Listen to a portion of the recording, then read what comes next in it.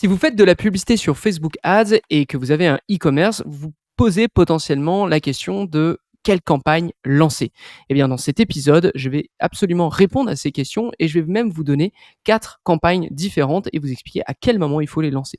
Donc, c'est sur No Pay No Play et on démarre tout de suite. Bonjour à tous et bienvenue sur No Pay No Play, le podcast dédié à la publicité sur Facebook Ads qui vous aide à démarrer sur Facebook Ads. Il vous est proposé par l'agence J7 Media ainsi que la J7 Academy. Mon nom est Antoine Dalmas et comme je vous l'ai expliqué lors de l'introduction de cet épisode, je vais vous parler des campagnes à lancer lorsqu'on est un e-commerce. Évidemment, toutes les campagnes ne sont pas bonnes à lancer dans l'immédiat et c'est pour cette raison que je vais le faire un peu d'ordre, en suivant un ordre un peu chronologique. Aussi, il faut savoir que en complément de cet épisode, je vous invite fortement à aller écouter 2 autres épisodes de Social Scaling, qui est notre autre podcast sur Facebook Ads, qui est un petit peu plus expert, mais qui vous parlera, j'en suis certain. L'épisode en question s'appelle Nouveau concept Facebook Ads, entre parenthèses, 3 niveaux pour scaler, et que je vous affiche à l'écran. Et ensuite, comment dépasser les 1 000 € par jour sur Facebook Ads pour e-commerce. Là, je vous l'affiche aussi à l'écran. Maintenant qu'on a fait la petite introduction, on va pouvoir du coup se lancer dedans. Donc, on va partir du principe que vous démarrez sur Facebook Ads et vous posez justement cette question: quelle est la campagne que vous devez lancer? Eh bien, moi et pour J7 Media de manière générale, lorsqu'on a un annonceur de ce type qui démarre, la toute première campagne qu'on va lancer, c'est ce qu'on appelle la campagne Evergreen. Evergreen, c'est un terme qu'on utilise énormément chez J7 Media, un terme anglais qui veut juste dire toujours vert, sous-entendu qui va toujours être là. Campagne Evergreen, c'est vraiment la campagne qu'on essaye de lancer et qu'on tient le plus longtemps possible. À l'inverse notamment d'une campagne, par exemple, pour une promotion ou une offre qui a une date de début et une date de fin. Cette campagne, c'est un peu notre base. On démarre tous par quelque part et c'est par cette campagne qu'on démarre. Cette campagne, le budget est en CBO, en Campaign Budget Optimization. Ça veut dire que le budget est au niveau de la campagne et non au niveau des audiences ou des adsets, parce que c'est le terme qu'on utilise souvent. Aujourd'hui, on utilise moins le terme de CBO parce que Facebook a changé une énième fois les noms des paramétrages et maintenant ça s'appelle, je pense, le budget Advantage Plus. Donc, du coup, pour répondre à votre question, Advantage Plus, c'est le budget. Pourquoi on le met de cette manière? Parce que, souvenez-vous, on est dans une situation où on démarre. On ne sait pas encore ce qui fonctionne réellement. On ne sait pas encore, quelle est la publicité qui va prendre le budget. Donc, dans ces cas-là, l'objectif pour nous, c'est plutôt de savoir, bon, on sait pas trop, on préfère que Meta gère la suite et c'est pour cette raison qu'on va mettre ce budget de cette manière. Le deuxième conseil que j'ai à vous donner pour une campagne evergreen de ce type, c'est de lancer le moins d'éléments possible en même temps. C'est-à-dire que vous pouvez très bien intégrer des publicités, vous pouvez très bien intégrer des audiences, mais ne pas tout lancer en même temps. Pourquoi? Parce qu'il y a une règle ou plutôt, il y a quelque chose que je repère H24 sur les campagnes qui ont trop d'éléments ensemble, trop d'éléments actifs en même temps plutôt et trop d'éléments voilà, actifs en même temps, c'est que le budget ne suit pas du tout. Généralement, le budget est trop faible par rapport au nombre d'éléments qu'il y a. Alors, soit vous allez être en phase d'apprentissage limité, c'est-à-dire qu'il n'y a pas eu assez de conversion et du coup, vous n'avez pas le meilleur de méta. Soit, et ce qui se passe de toute façon quoi qu'il arrive, c'est que 80% de ce budget va partir sur une publicité dans une audience et le reste va grappiller le reste, OK? Et ça, c'est un problème lorsqu'on en a trop, OK? Parce justement, on n'a pas les réponses à, toutes nos questions. Donc moi, ce que je vous recommande aussi parce qu'on démarre, c'est qu'on veut éviter qu'il y ait un trop gros gaspillage du budget dans le sens, Meta va mettre un petit peu de budget là, un petit peu de budget là, un petit peu de budget là et forcément, plus on a d'éléments, plus les réponses, prennent du temps à venir, OK? Donc si j'ai une règle à vous donner dans ces cas-là, si vous faites de la publicité sur Facebook avec une campagne evergreen, c'est d'utiliser d'utiliser la règle du 2 x 3. C'est-à-dire 2 audiences maximum actives, 3 publicités actives maximum par audience. À nouveau, si vous pouvez diminuer à 2 publicités, c'est tout aussi bien, OK? Mais je comprends qu'au début, on a envie de lancer plein de choses. Essayez de vous restreindre un peu, ça vous aidera pour la suite. En termes d'audience aussi, faites bien des exclusions. Alors, potentiellement, au départ, c'est pas quelque chose que vous allez faire parce que vous n'avez pas tellement de retargeting, mais faites bien vos exclusions, dans le sens où il faut que ça devienne comment dire? Il faut que ça devienne une habitude. OK? Il faut que ça devienne une habitude systématique. Je lance une nouvelle campagne, donc forcément, je dois absolument mettre des exclusions. C'est-à-dire que ma campagne d'acquisition ne doit pas cibler des gens qui sont allés sur mon site déjà ou qui ont déjà acheté.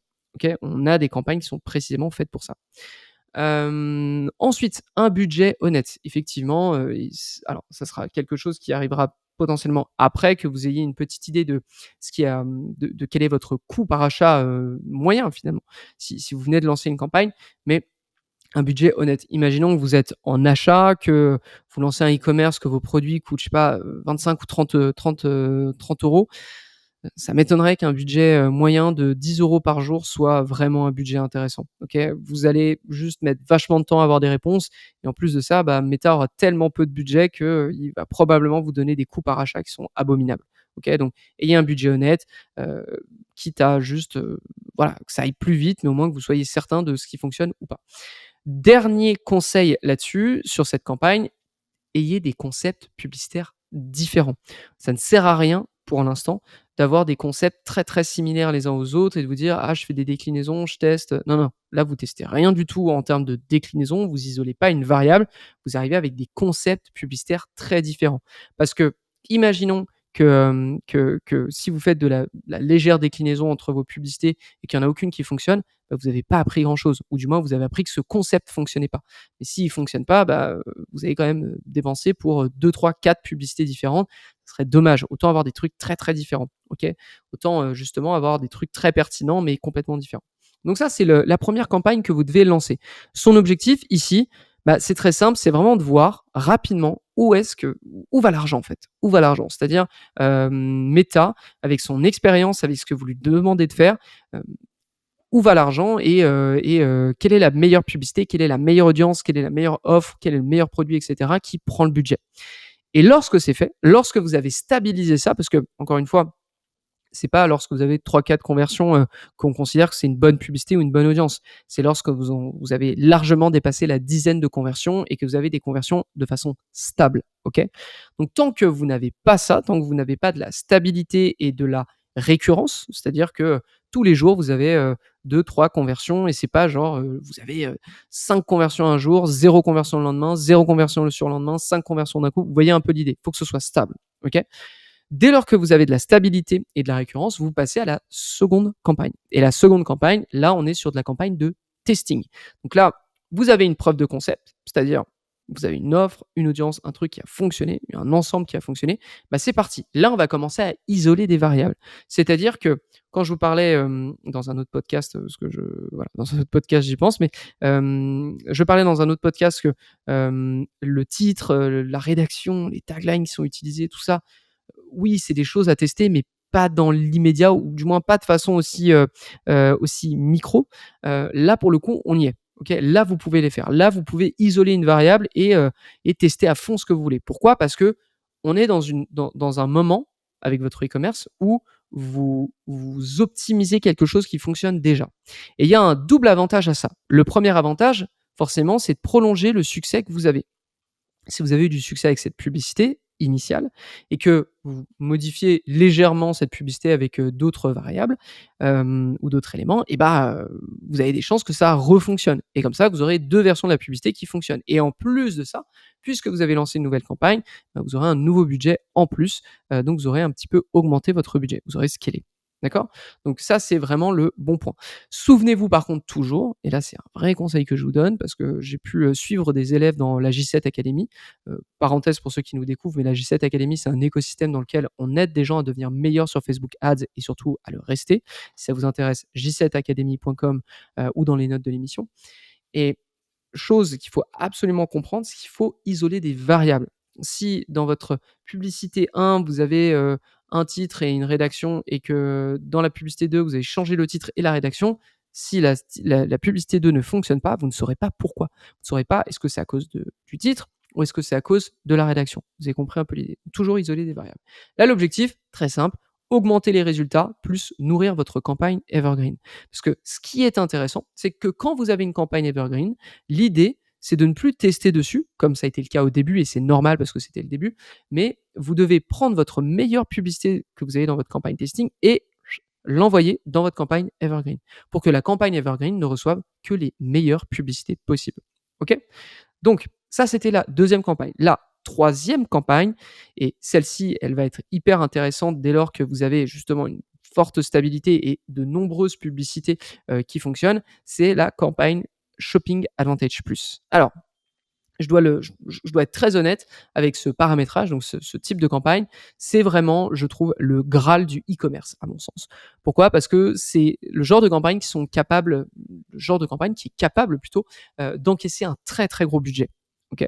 Chez nos plus gros annonceurs, les Shopping Advantage Plus, c'est vraiment, ça fait partie des campagnes qui ont les plus de budget, plus qu'une campagne evergreen. Pourquoi? Parce que, et en même temps c'est normal, elle n'est lancée que lorsque vous avez les meilleures publicités dans la main. Parce qu'on ne teste pas dans une Shopping Advantage Plus, on n'applique que ce qui fonctionne. L'idée, c'est que, et il faut que vous le compreniez, une Shopping Advantage Plus est une campagne qui est un accélérateur plutôt qu'autre chose. OK? Ça accélère des bons résultats. Vous avez des bons résultats, et d'ailleurs j'y pense, mais sur le dernier workshop de la J7 Academy, je montrais littéralement une étude de cas sur le fait que on avait un annonceur qui avait de bons résultats avec plusieurs publicités. On les a toutes mises dans une Shopping Advantage Plus et rebelote, ça a refonctionné. On est complètement dans cette optique avec ce genre de campagne. OK? Donc je vous le redis, on ne teste pas dans les Advantage Plus, on vient accélérer des bons résultats, donc on met des bonnes publicités. Généralement, ce genre de campagne, c'est lorsque vous avez 3, 4 bonnes publicités et que vous avez de la facilité aussi à mettre plus de budget sur Facebook Ads. Parce que lancer une Advantage Plus qui a un budget plus petit que votre campagne Evergreen, ça n'a pas d'intérêt. Là, l'idée, c'est justement de sauter une grande marche, une grande étape pour augmenter le budget franchement.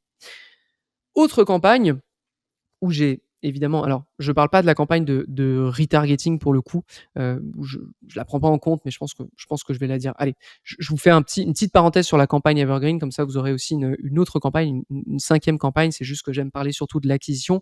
Oui, il y aura une campagne de retargeting, vous aurez une campagne de retargeting.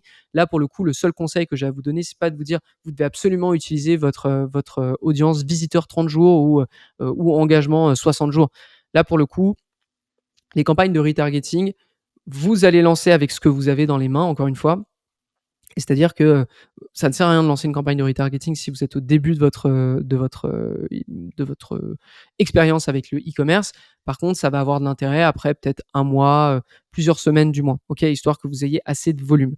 Et rendu là, après, tout va être une question de volume. Est-ce que votre campagne de retargeting, dès que vous la lancez, je sais pas, une semaine après, vous avez déjà une fréquence de 3-4, vous avez des coûts par achat qui sont hyper élevés.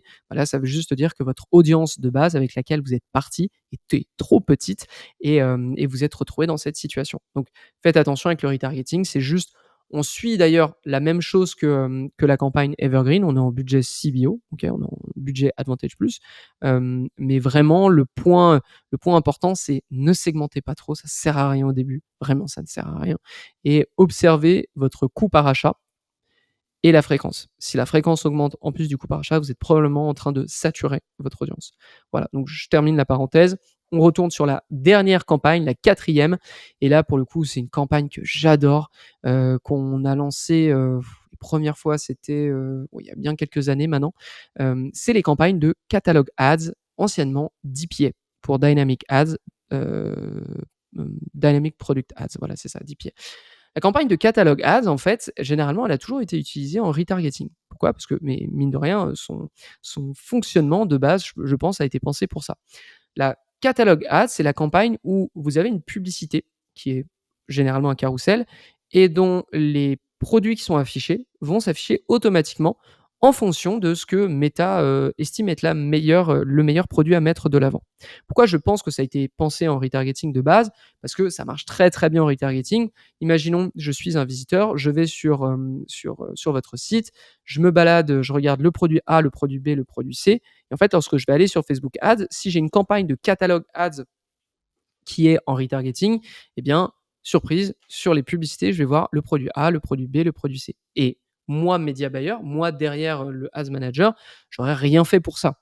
C'est-à-dire que j'aurais juste lancé une campagne. Mais Meta va en fait, entre guillemets, pour vraiment schématiser, va échanger avec votre e-shop, prenons Shopify pour exemple, et en fait va aller regarder, OK, par rapport à ce que j'ai traqué sur votre site, lui, il a vu telle page, telle page, telle page, ça correspond à tel produit, je peux les afficher. OK? Donc ça, c'était l'idée initiale, OK, en retargeting.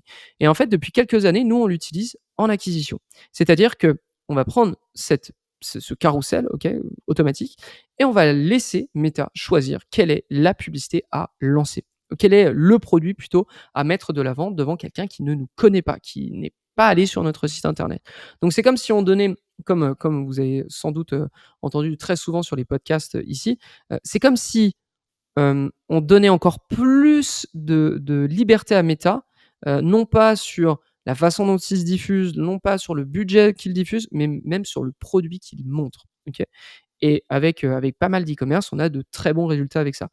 Pour le coup, par contre, ça va être compliqué si vous avez que 3-4 produits sur votre e-commerce. Là, pour le coup, oubliez ça, ça sert à rien, OK? Il faut que vous ayez au moins une dizaine de produits et des produits différents. C'est-à-dire que généralement, une problématique qu'on peut avoir sur un catalogue ad, c'est que vous allez avoir 4 fois le même produit, mais sur une couleur différente. Parce que sur votre e-shop, le fait que, la couleur soit différente compte pour un produit différent. Vous avez compris un peu l'idée? Donc évidemment, ça montre 4 fois le produit différent et c'est juste la couleur ou la taille qui change, c'est pas très intéressant pour nous.